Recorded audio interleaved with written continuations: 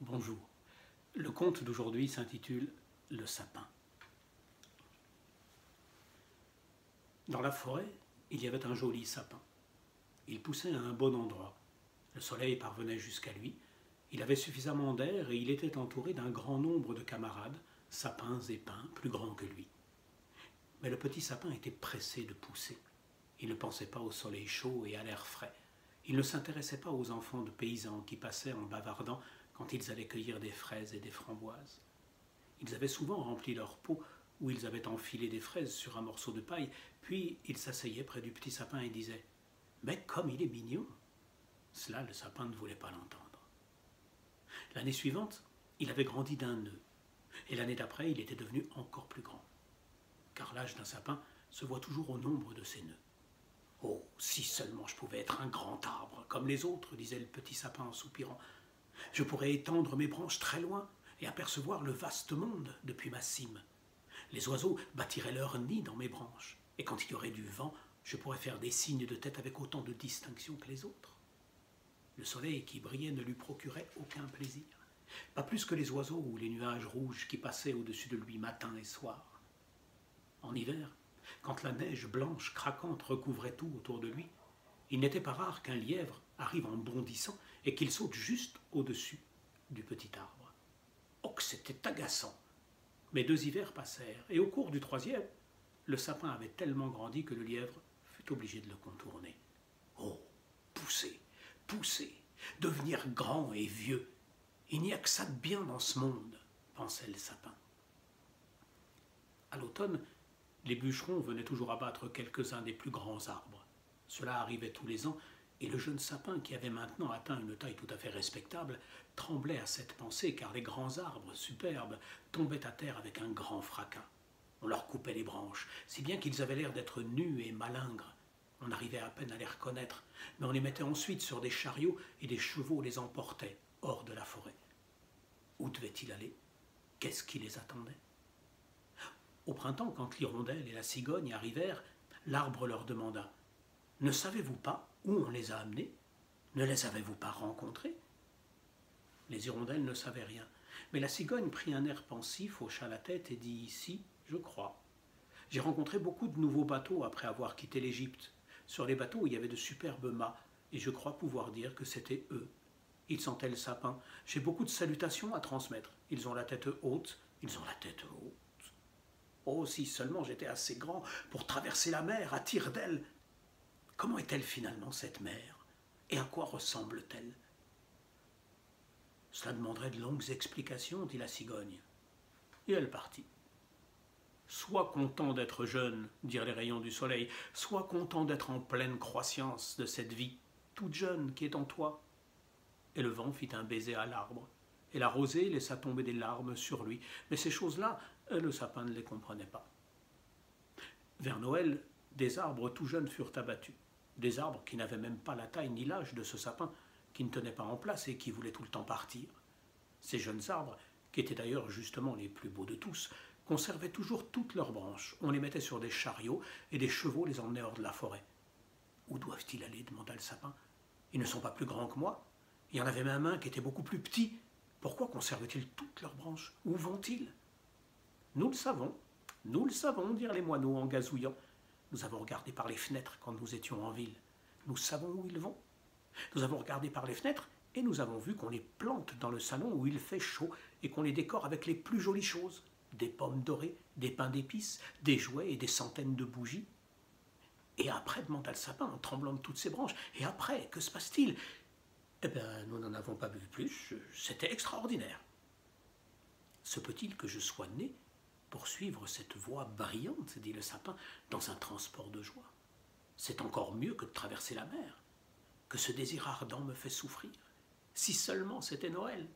Je suis devenu maintenant aussi grand, et je m'étends autant que ceux qu'on a emportés l'année dernière. Oh, si seulement j'étais déjà sur le chariot, si seulement j'étais dans le salon où il fait chaud avec toute sa splendeur. Et ensuite, il vient quelque chose d'encore meilleur, d'encore plus beau. Sinon, pourquoi me décorerait-il de cette manière? C'est qu'il vient quelque chose d'encore plus grand, d'encore plus magnifique. Mais de quoi s'agit-il? Oh, je souffre, je languis, je ne sais pas moi-même où j'en suis. Sois content de m'avoir, dirent l'air et la lumière du soleil. Sois content de passer ta jeunesse pleine de fraîcheur, dehors, à l'air libre. Mais je n'étais pas content du tout. Il grandissait de plus en plus, hiver comme été. Il restait vert d'un vert foncé.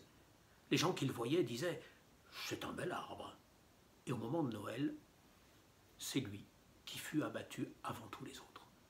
La hache pénétra profondément dans sa moelle. L'arbre tomba sur le sol en soupirant, il sentit une douleur, perdit connaissance. Il était bien incapable de penser à un quelconque bonheur, la tristesse de se séparer de son foyer, de l'endroit où il avait poussé. Il savait bien qu'il ne reverrait plus ses chers vieux camarades, les petits buissons et les fleurs qui l'avaient entouré, et peut-être même plus les oiseaux. Le départ n'avait rien d'agréable. L'arbre ne revint à lui qu'une fois qu'il fut dans la cour, qu'on l'eut déballé avec les autres arbres et qu'il entendit un homme dire « Celui-là est superbe, c'est celui-là qu'il nous faut !» 2 domestiques en grande tenue arrivèrent alors et emportèrent le sapin dans une grande et belle salle.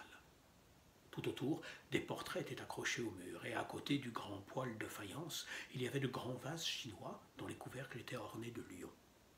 Il y avait des fauteuils à bascule, des sofas de soie, de grandes tables remplies de livres d'images et des jouets qui coûtaient 100 fois 100 rixdales, c'est du moins ce que disaient les enfants.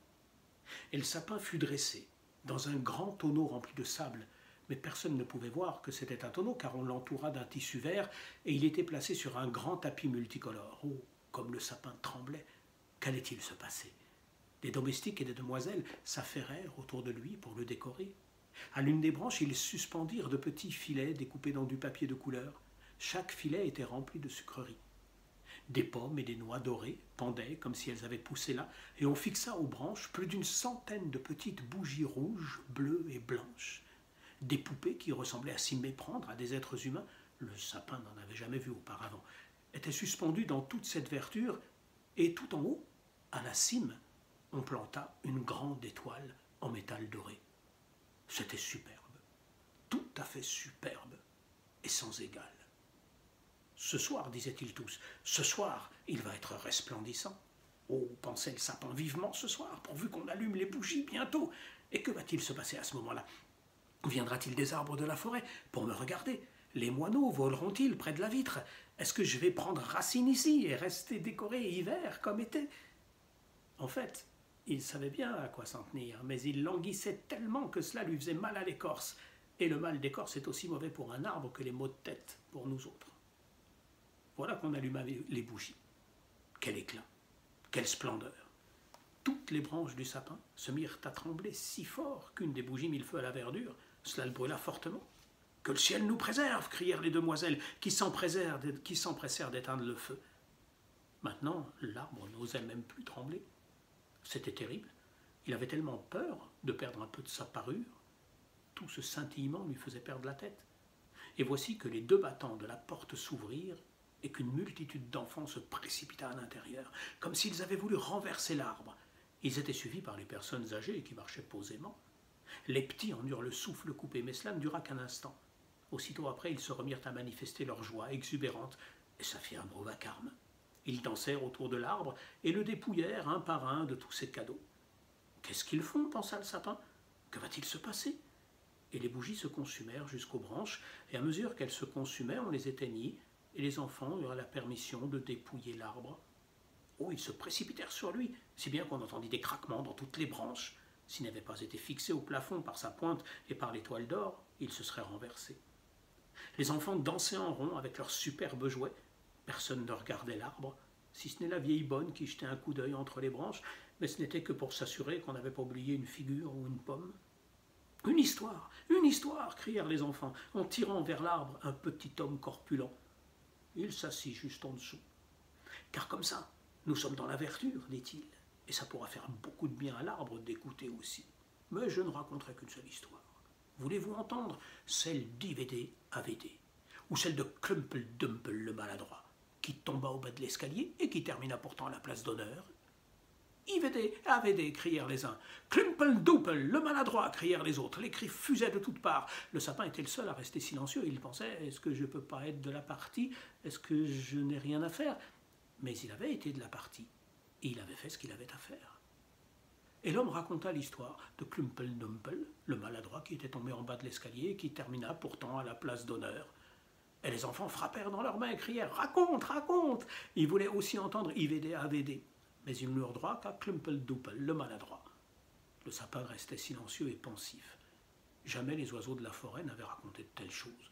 Klumpel-Dumpel, le maladroit, est tombé au bas de l'escalier et il a pourtant fini avec les honneurs. Mais oui, voilà comment les choses se passent dans le monde, pensa le sapin qui croyait que c'était vrai, parce que c'était un monsieur bien qui racontait l'histoire.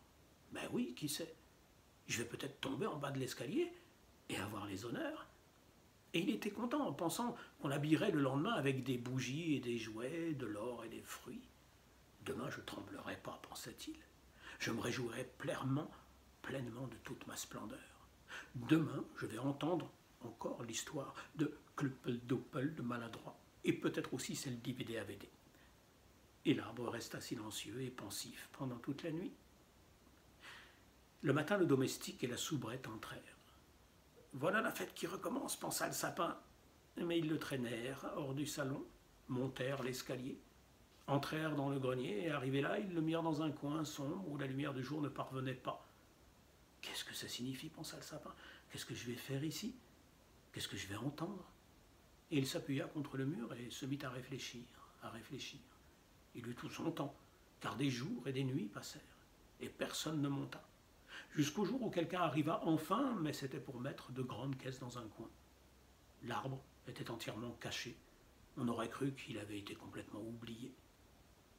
Maintenant c'est l'hiver à l'extérieur, pensait le sapin. La terre est dure et couverte de neige. Les gens ne pourraient pas me planter. Ah, c'est pour ça que je vais sans doute rester à l'abri jusqu'au printemps, comme tout est bien prévu, comme les gens sont gentils. Si seulement il ne faisait pas aussi noir, et si je n'étais pas aussi terriblement seul. Il n'y a même pas un petit lièvre. C'était quand même très agréable dans la forêt quand il y avait de la neige et que le lièvre passait à côté en sautant. Et même quand il sautait par-dessus moi. Mais j'aimais pas ça à l'époque. Ici, je suis tout de même terriblement seul. Pip, pip, fit aussitôt une petite souris qui s'avança en trottinant. Et une de ses semblables vint se joindre à elle. Elles reniflèrent le sapin et se promenèrent entre ses branches. Il fait un froid terrible, dirent les petites souris. Sinon, c'est un lieu agréable. N'est-ce pas un vieux sapin? Je ne suis pas vieux du tout, dit le sapin. Il y en a beaucoup qui sont bien plus vieux que moi. D'où viens-tu? Demandèrent les souris. Et que sais-tu? Elles étaient terriblement curieuses. Parle-nous du plus bel endroit de la terre. Y as-tu été? As-tu été dans le garde-manger, où il y a des fromages sur les étagères, ou des jambons suspendus au plafond, où on danse sur des chandelles de suif, où on est maigre en entrant et gras en sortant? Je ne connais pas cet endroit, dit l'arbre, mais je connais la forêt où le soleil brille et où les oiseaux chantent. Et il raconta toute sa jeunesse. Et les petites souris n'avaient jamais entendu jusque-là une chose pareille. Et elles écoutèrent bien. Puis elles dirent, « Mais comme tu en as vu des choses, comme tu as été heureux !» « Moi ?» dit le sapin, en réfléchissant à ce qu'il était en train de raconter. « Eh oui, finalement, c'était des temps très heureux. » Mais il raconta ensuite le soir de Noël, quand il était décoré avec des gâteaux et des bougies. « Oh, dirent les petites souris, comme tu as été heureux, vieux sapin !»« Je ne suis pas vieux du tout, dit l'arbre. C'est au cours de cet hiver que je suis venu de la forêt. Je suis dans la force de l'âge, je me suis seulement arrêté de pousser. »« Comme tu racontes bien, dirent les petites souris. » Et la nuit suivante, elles vinrent avec 4 autres petites souris qui voulaient entendre l'arbre raconter. Et plus il racontait, plus il se souvenait clairement de tout, et il pensait, c'était tout de même des temps très heureux.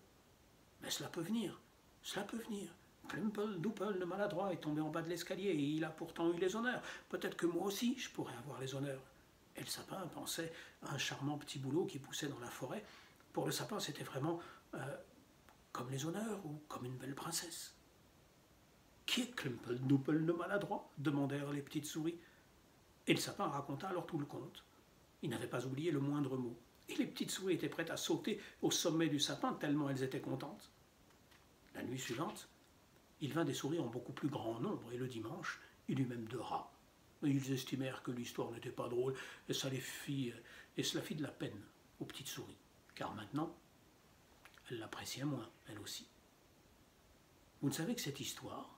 demandèrent les rats. « Uniquement celle-là, répondit l'arbre. Je l'ai entendue le soir le plus heureux de ma vie, mais à l'époque, je ne mesurais pas pleinement mon bonheur. Cette histoire est extrêmement mauvaise. Vous n'en connaissez pas, avec du lard et des chandelles de suif, par exemple. Pas d'histoire de garde-manger. Non, dit l'arbre. Eh bien, nous vous remercions, répondirent les rats en retournant chez eux. Les souris finirent aussi par disparaître, et l'arbre poussa alors un soupir. C'était tout de même très bien quand elles étaient assises autour de moi, ces petites souris, et qu'elles écoutaient ce que je racontais. Voilà que c'est fini, ça aussi. Mais je pensais à m'amuser quand on me sortira à nouveau. Hein, je penserai à m'amuser quand on me sortira à nouveau. Mais quand cela eut-il lieu? Eh bien, ce fut un matin, lorsque des gens vinrent fouiller dans le grenier. On déplaça les caisses, on prit le sapin, on le jeta un peu brutalement sur le sol, c'est vrai, mais aussitôt après, un domestique l'emmena vers l'escalier où brillait la lumière du jour. Voilà la vie qui recommence, pensa l'arbre. Il sentait l'air frais, le premier rayon de soleil, et il était maintenant dans la cour. Tout allait tellement vite. L'arbre oubliait complètement de se regarder. Il y avait tellement de choses à voir autour de lui. À l'extrémité de la cour, il y avait un jardin où tout était en fleurs. Les roses fraîches et parfumées recouvraient la petite barrière. Les tilleuls étaient en fleurs et les hirondelles virevoltaient en disant « Cui, cui, mon mari est arrivé ». Mais ce n'est pas au sapin qu'elle pensait. « Ah, maintenant je vais vivre », pensa-t-il, en déportant de joie, et il déploya largement ses branches, hélas. Elles étaient toutes sèches et jaunies. Il avait été mis sur le sol, dans le coin, et il y avait de mauvaises herbes et des orties.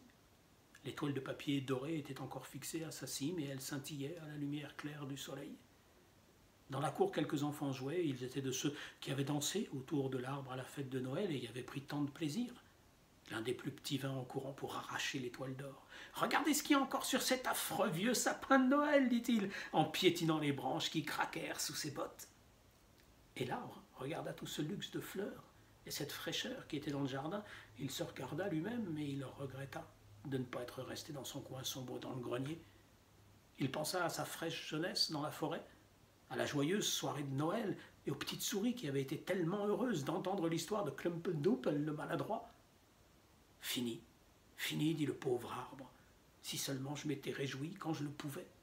Fini, fini. » Le domestique vint ensuite débiter l'arbre en petits morceaux, et cela donna tout un fagot. De belles flammes se formèrent sous le grand chaudron, et on entendit de profonds soupirs. Chacun d'eux était comme une petite détonation, si bien que les enfants qui étaient en train de jouer accoururent et s'assirent devant le feu, fixèrent le regard sur lui et crièrent « Pif, paf !»